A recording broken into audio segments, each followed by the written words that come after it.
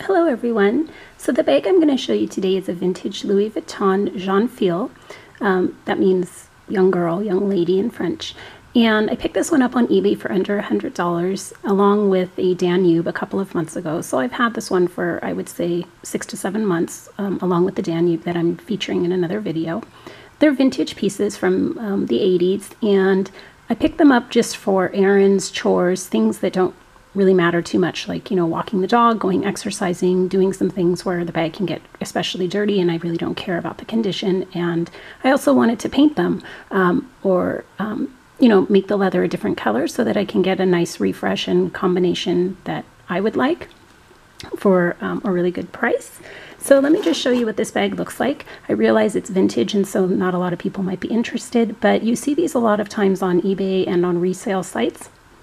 But it's sometimes hard to find videos on the vintage pieces because people don't upload them the same way they do the current pieces. So this is what the front of the bag looks like. I keep the strap in the front like this, but it does have the buckle.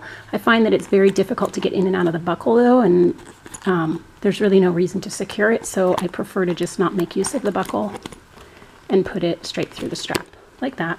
But that's the front of the bag. It does have a buckle. It's rounded bottom, and the leather strap goes completely through and is removable. You can completely take the strap out of this bag and carry it like as a clutch. So it's got rounded sides. This is the back, and it has a back pocket, back slip pocket.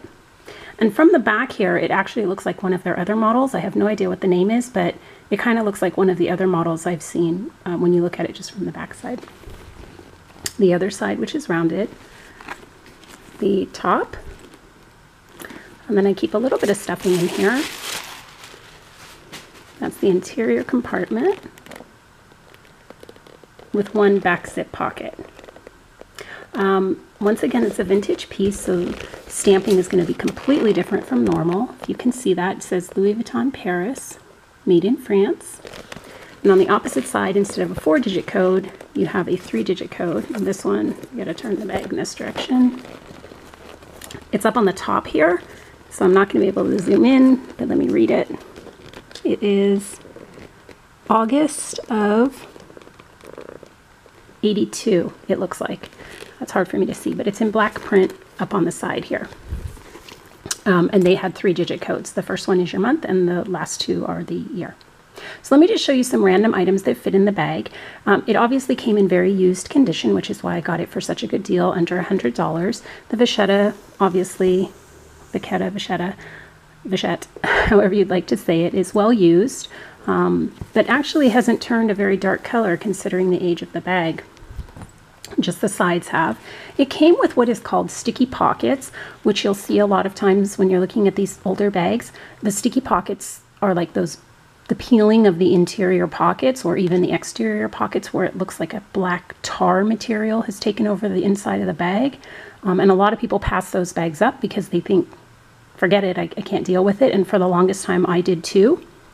And then I did some reading online on how to get rid of it, and it's so simple. You just get some acetone nail polish remover and a cotton ball. You go into the area where there's sticky pockets, and this one had it on the outside here. And you just rub your cotton ball filled with acetone nail polish remover all over the interior pocket until you end up with a fabric. So actually under the leather is a fabric lining of some sort that they use. So it's actually a great way too to see how Louis Vuitton bags are constructed, because I never would have known that underneath the leather peeling you find a cloth-like material, and it's actually very soft, and so it makes the pocket usable. So absolutely don't be afraid of sticky pockets.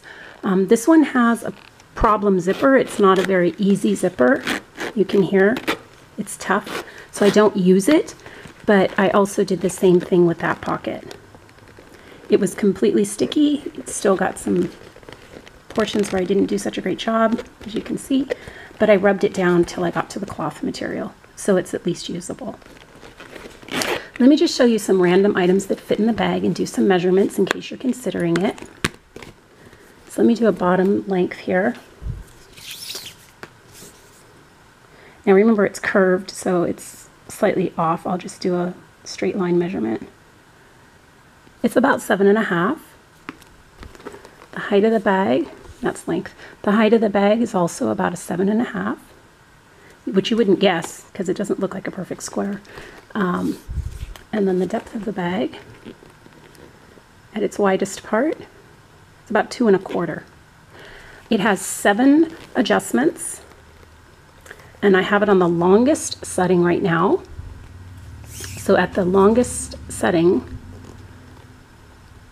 it's about 21.5.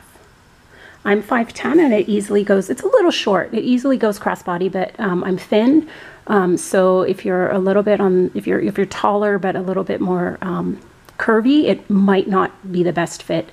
You know, but you can always take this out completely and carry it as a clutch, so that's another option if you still like the bag. So here's my phone. It's a 7-inch phone, so extra large with an extra heavy case, and it easily goes in that outer pocket. So if you have a phone that size, 7 inches or smaller, it will go in that pocket. It'll also go, of course, in the interior space, which is quite generous. If you have a gigantic wallet like I do, this one is almost a 9-inch wallet, and it goes completely inside. There's not much room left over, but you can get a full-size wallet in there, and if yours is thinner, even better. So a full-size wallet will go in. If you carry glasses, mine is in a very odd little case because these are a stay-at-home pair, but you can get a pair of glasses easily inside as well. Sunglasses and or reading glasses. This is a mini pochette in empreinte, but it's the same size as a canvas one, and a mini pochette easily goes in the bag and leaves you a lot of room. I don't have anything else to demonstrate because I know it's vintage and not too many people might be interested, but if you have any questions about the bag, let me know. My plan is to paint it or dye it, the leather parts, and get a nice color for myself, maybe pink or blue. I'm not sure yet, but it's a great piece, you know, very, very hard wearing, very hard canvas, and, you know, they don't make it as durable as they did before. I feel like some of their newer pieces just don't have this durability. When you feel these vintage bags, they feel indestructible. And for under $100, a great deal. So if you're, you know, coveting a Louis Vuitton and you can't afford $2,000 for some of their bags, this isn't, you know, you can get a bag for under $100 and customize it. And if you're artistic, you know, put your own things on it. So many different ways to enjoy this type of bag. I hope this has been helpful. Once again, this is the Jeune Fille from Louis Vuitton. If you have any questions, please let me know. Thanks. Bye-bye.